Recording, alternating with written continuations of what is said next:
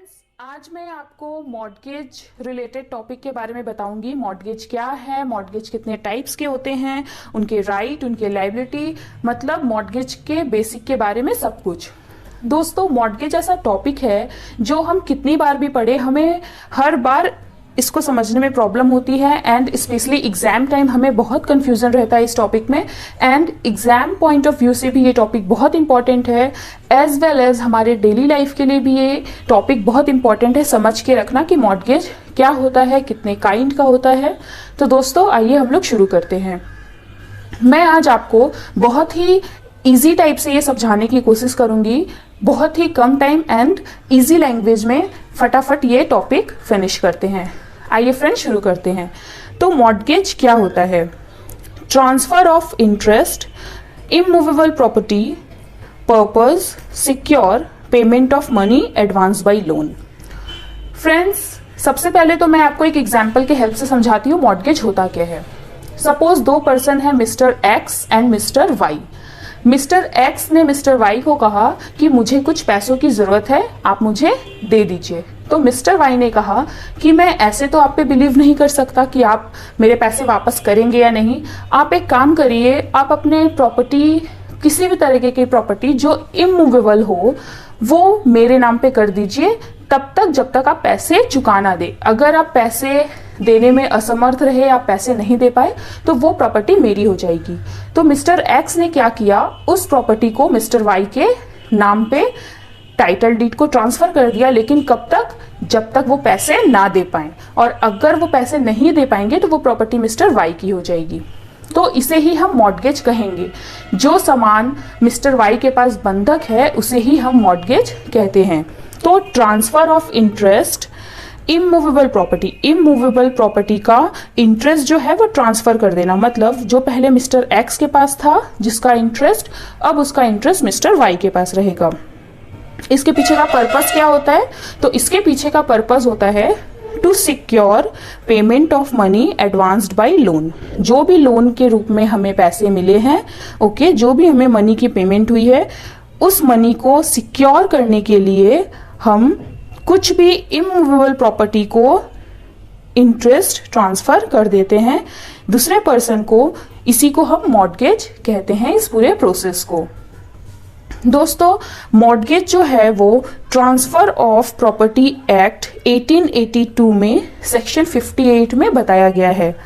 Transfer of property act में mortgage जो है वो इमूवेबल प्रॉपर्टी का ही सिर्फ मॉर्टगेज होता है, ये इसमें बताया गया है। अगर मूवेबल प्रॉपर्टी का हो तो उसे फिर हम कुछ और नाम देंगे, उसे हम हाइपोथिकेशन नाम देते हैं। वो टॉपिक मैं आपको बाद में समझाऊंगी। मॉर्टगेज जो है वो सिर्फ इमूवेबल प्रॉपर्टी का होता है। ये डिफाइन है ट्रांसफर ऑफ प्रॉपर्टी एक्ट 1882 में। तो आई होप आपको मॉर्टगेज क्लियर हुआ हो, मॉर्टगेज क्या होता है। अब सबसे कंफ्यूजिंग चीज जो होती है फ्रेंड्स, वो ये होती है कि मॉर्टगेजर और मॉर्टगेजी, ये हम बार बार पढ़ते हैं, बार बार समझते हैं और बार बार भूल जाते हैं। स्पेशली एग्जाम टाइम जब क्वेश्चन इस टाइप से आए कि मॉर्टगेजर ने ये किया, मॉर्टगेजी ने वो किया, हम बहुत कंफ्यूज हो जाते हैं कि कौन मॉर्टगेजर हुआ, कौन मॉर्टगेजी हुई। तो आइए हम लोग पहले इसे समझते हैं। जो भी ट्रांसफरर होता है, ट्रांसफरर यानी क्या ट्रांसफर कर रहा है, जो अपना पोजीशन, अपना होम जो है वो ट्रांसफर कर रहा है, वो होगा मॉर्टगेजर। और मॉर्टगेजी कौन होगा? जिसे हम अपना होम ट्रांसफर कर रहे हैं, होम या किसी भी तरह की प्रॉपर्टी ट्रांसफर कर रहे हैं, मतलब जो हमें पैसे देगा, मतलब जो भी हमें पैसे देगा वो हो गया मॉर्टगेजी। एंड जिसका घर है, जो अपना घर या अपना प्रॉपर्टी ट्रांसफर करेगा या जिसे पैसों की जरूरत है, जो बोरोवर है, जो होम का ओनर है, उसे हम मॉर्टगेजर कहते हैं। और जो पैसे देते हैं उन्हें हम मॉर्टगेजी कहेंगे। बहुत ही इंपॉर्टेंट चीज है, मैंने यहाँ पे समझाने की कोशिश की है। मॉर्टगेजर कौन होगा? जो बोरोवर होगा या होम ओनर, जो पैसे ले रहा है, या फिर जो प्रॉपर्टी का ओनर है वो मॉर्टगेजर होगा। और मॉर्टगेजी कौन होगा? जो लेंडर होगा, जो बैंक होगा, जो पैसे दे रहा है, ओके, वो मॉर्टगेजी होगा। अदर लैंग्वेज में मॉर्टगेजी को हम ट्रांसफरी कहेंगे और मॉर्टगेजर को हम ट्रांसफरर कहेंगे। ट्रांसफरर मतलब किस चीज का ट्रांसफरर? अपने प्रॉपर्टी का ट्रांसफरर। ट्रांसफरी किसको ट्रांसफरी? मतलब जिसे हम प्रॉपर्टी ट्रांसफर कर रहे हैं। आई होप आपको ये वाली दोनों चीज़ अच्छे से समझ में आई होगी। समझ में आने के बाद भी ये सेल्फ एक्सपीरियंस है मेरा कि हम बार बार भूल जाते हैं, हमें बार बार ये चीज़ देखनी पड़ती है। इसमें कोई बड़ी प्रॉब्लम नहीं है। आप अच्छे से अगर वीडियो देख के 3-4 बार ऐसे रिवाइज कर ले तो हमें ये याद हो जाता है। फ्रेंड्स, अब हम देखेंगे मॉर्टगेज के टाइप्स के बारे में, जो हमारे एग्जाम के लिए बहुत इंपॉर्टेंट होती है। स्पेशली ये शॉर्ट नोट्स में आते हैं या फिर डिफरेंस में बहुत बार पूछे जाते हैं इसके टाइप्स, जो हमें समझने में बहुत प्रॉब्लम होती है, हमें बहुत टफ लगता है। आज मैं आपको एकदम इजी वे में इसे समझाने की कोशिश करती हूँ।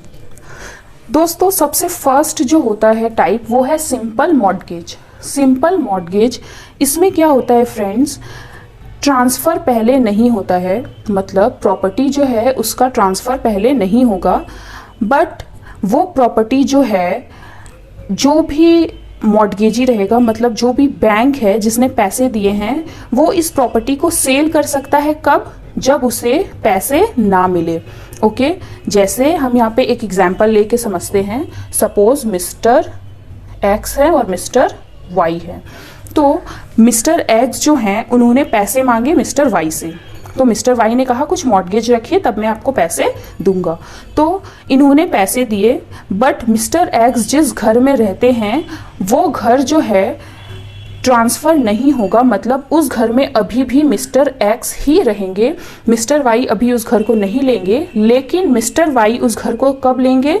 जब मिस्टर एक्स जो हैं वो इस मॉर्टगेज जो भी उन्हें रखा था, इन्होंने इस प्रॉपर्टी को मॉर्टगेज रखा था और इसके जो भी पैसे हुए वो मिस्टर एक्स ने मिस्टर वाई को देने में अनेबल रहे, वो इसके पैसे नहीं चुका पाए, तब ये हाउस जो है वो मिस्टर वाई का हो जाएगा। लेकिन जब तक वो पैसे नहीं देते हैं तब तक मिस्टर एक्स जो हैं इस घर में रह सकते हैं। मतलब जो भी इनके बीच बात हुई होगी कि आप इतने दिन में हमें पैसे दीजिएगा, तब तक मिस्टर एक्स यहाँ रहेंगे। अगर मिस्टर एक्स पूरी तरीके से असमर्थ है पैसे देने में, तब मिस्टर वाई जो है वो इसका पोजीशन ले लेंगे।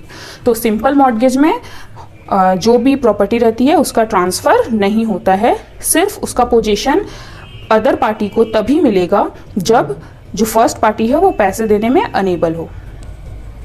अब हमारा नेक्स्ट टॉपिक है मॉर्टगेज बाय कंडीशनल सेल।